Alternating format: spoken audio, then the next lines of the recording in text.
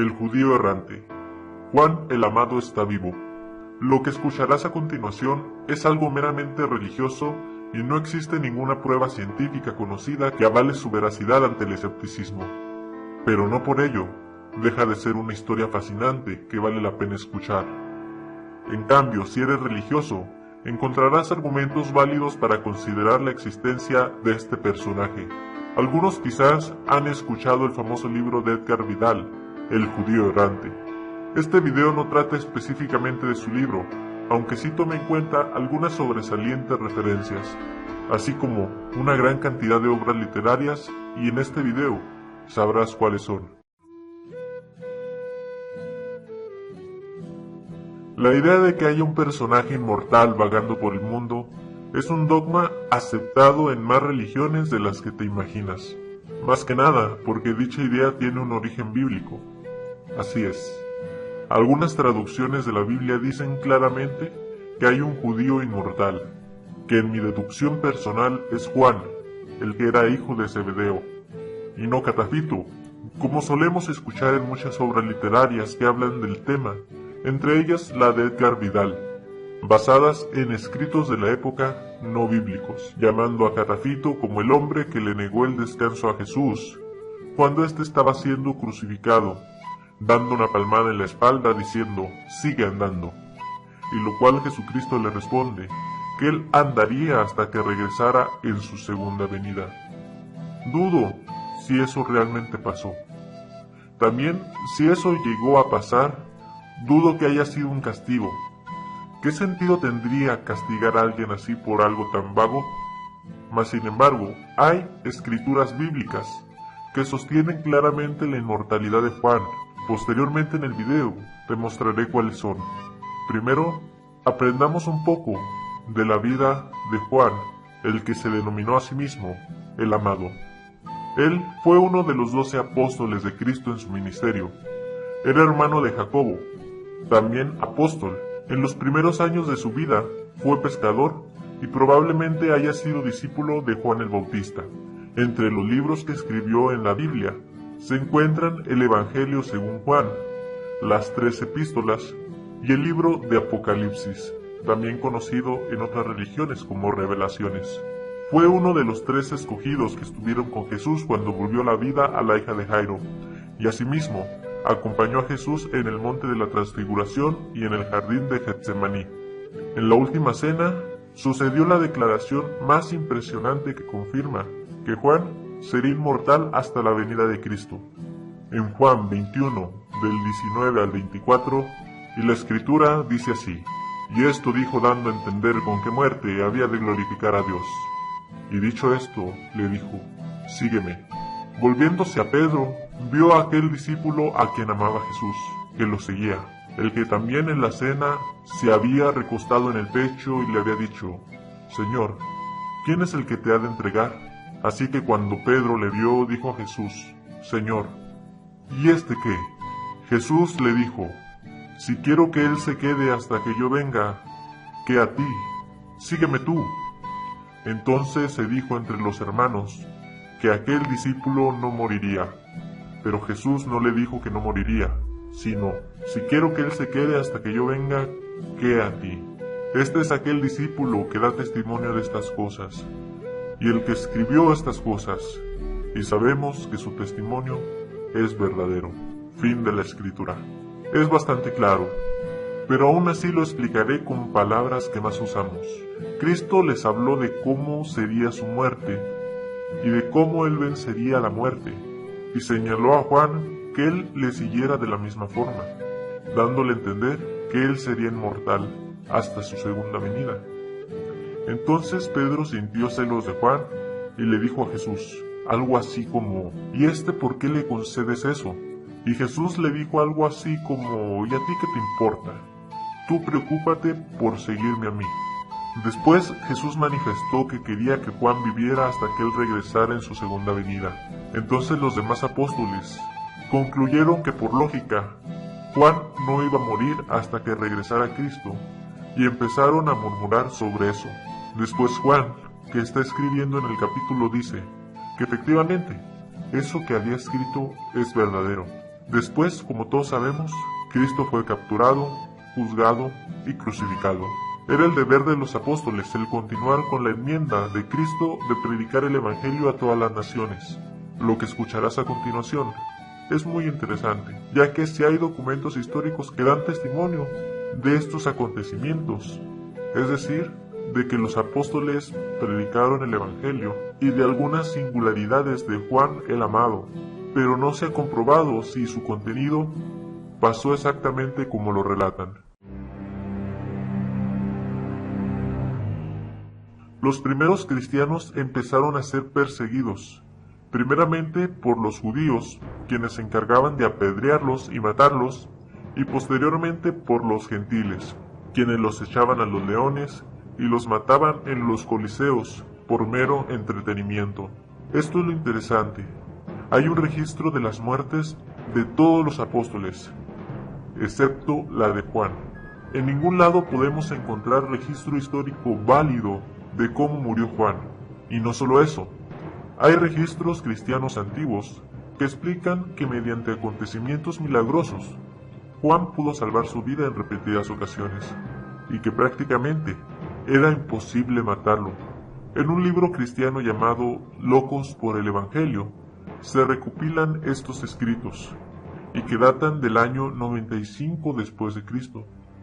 Sí, escuchaste bien, 95 años después del nacimiento de Cristo, que da a entender que Juan ya tenía aproximadamente 100 años, y dice así el relato. Empieza con un maestro de ceremonias en el Coliseo romano, diciendo lo siguiente: este es Juan, el apóstol de Jesucristo. Al escuchar la noticia, todos los que estaban reunidos en el Coliseo romano gritaron emocionadamente. Todos se habían reunido para ver cómo moriría el último de los apóstoles del Señor. El emperador miró fijamente al anciano y le dijo: «¿Con que tú eres Juan, el apóstol del amor?», dijo burlándose. «¿Estás listo para morir?». Antes de que Juan le respondiera, un soldado se acercó al emperador y le dijo algo al oído. Quizá haya escuchado el famoso dicho entre los cristianos de que Juan no moriría hasta que Jesús, su Dios, regrese. El emperador respondió: «Sí, lo he escuchado. De hecho, todos en Roma lo han oído. Estos cristianos son personas obstinadas y supersticiosas, pero yo les daré una lección. Este hombre morirá hoy mismo», dijo el emperador. «¿Y cómo lo matarás?», preguntó el soldado. «Los leones no siempre matan a los cristianos. El fuego no siempre los consume. Cortarle la cabeza le resulta muy noble». El verdugo dijo: «¿Qué les parece si lo metemos en una tina de aceite hirviendo? No hay ser humano que pueda sobrevivir a eso». El emperador dio su aprobación. Mientras los hombres se apresuraban por cumplir su orden, el anunciador proclamaba nuevamente: «El apóstol Juan será arrojado en aceite hirviendo». La multitud enloquecía y aplaudían en señal de aprobación. Iban a ser testigos de cómo mataban al discípulo que más amaba a Jesús. Juan era uno de los amigos más cercanos a Jesús. Además, formaba parte de un círculo íntimo del Maestro. Él fue testigo de muchos milagros que hizo Jesús. Junto con Pedro y Santiago presenciaron maravillas que los otros 9 discípulos no vieron. Juan fue de los pocos que no huyeron y decidió permanecer con Jesús durante su arresto. Él estuvo presente en su juicio ante el consejo y presenció su castigo, acompañándolo hasta su muerte en la cruz. El emperador romano le dijo furiosamente a Juan: «Si tu Jesús es verdaderamente Dios, entonces pídele que te salve». Y luego le dijo a sus verdugos que se lo llevaran. Mientras Juan esperaba que hirviera el aceite, comenzó a recordar las muchas otras circunstancias en las que había sido perseguido por causa del Evangelio de parte de Nerón, y también de lo mucho que el Señor lo había salvado de tales situaciones. La voz fuerte del soldado lo hizo volver en sí diciéndole: «Levántate, cristiano, el aceite está listo». La multitud ovacionó el momento poniéndose de pie y aplaudiendo, mientras el apóstol Juan iba de poco a poco siendo sumergido en aceite. Mientras tanto, levantaba sus manos en señal de adoración a Dios. Pasaron varios minutos y Juan seguía orando. De repente, los gritos de la multitud se fueron desvaneciendo, convirtiéndose en un asombro silencioso. Todos también habían escuchado el rumor de que Juan nunca moriría, y comenzaron a susurrar: «El apóstol no está lastimado, es un milagro, su Dios lo ha protegido, Jesús ha protegido a su apóstol». El emperador observó detenidamente a Juan dentro de la olla de aceite hirviendo. En contra de toda lógica, Juan seguía vivo y seguía orando sin daño alguno. El emperador, en vez de destruir la fe en Cristo, había sido un instrumento de Dios para aumentarla. Se preguntó con asombro: ¿es que no hay forma de destruir a este hombre? Hubo un nuevo griterío en la multitud que captó su atención. Ya Juan no oraba en silencio, sino que fuertemente alababa y adoraba a Dios por haberlo salvado de la muerte. Así que el emperador tomó la decisión de alejar a Juan de su presencia, pues ya no quería saber nada de él. Juan fue enviado a la lejana isla de Patmos, donde fue encarcelado y torturado por 2 años. Fue ahí donde tuvo las maravillosas visiones del libro Apocalipsis. Después de eso, no se volvió a saber nada de él.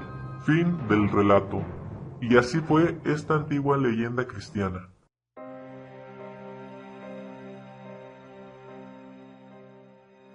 Si es que la teoría de Juan es cierta, él debió haber aprendido que el anonimato era lo mejor para él, ya que los paganos y los judíos, al saber quién es, intentarían repetidamente matarle, encarcelarle o de alguna manera interrumpir su obra.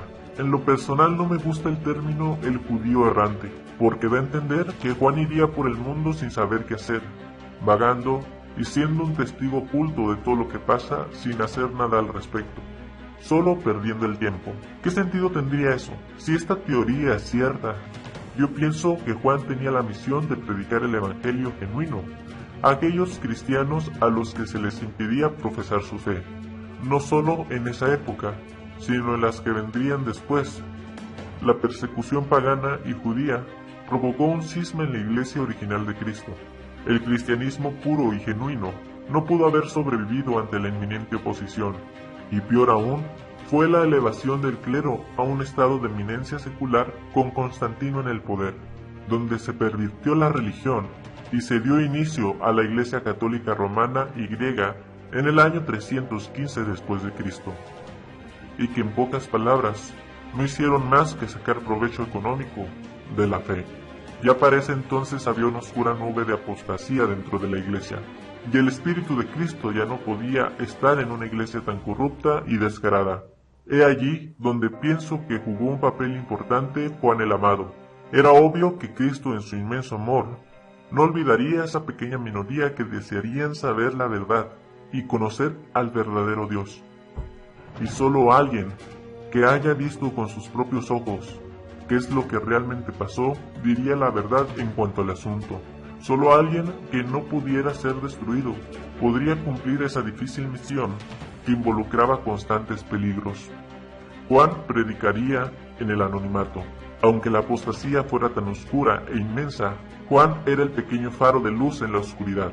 Quizá él no tenía permitido darse a conocer, porque después de considerarse muerto, el hacerse público hubiera podido tener grandes consecuencias a la inmadura fe del hombre, pero sí podía trabajar libremente con aquellos que eran ignorados en la sociedad, casi siempre los pobres y los humildes. El judío errante, como dije al principio, es una historia fascinante que carece de sustento científico y pruebas, como también lo es los milagros de Jesús y la existencia de Adán.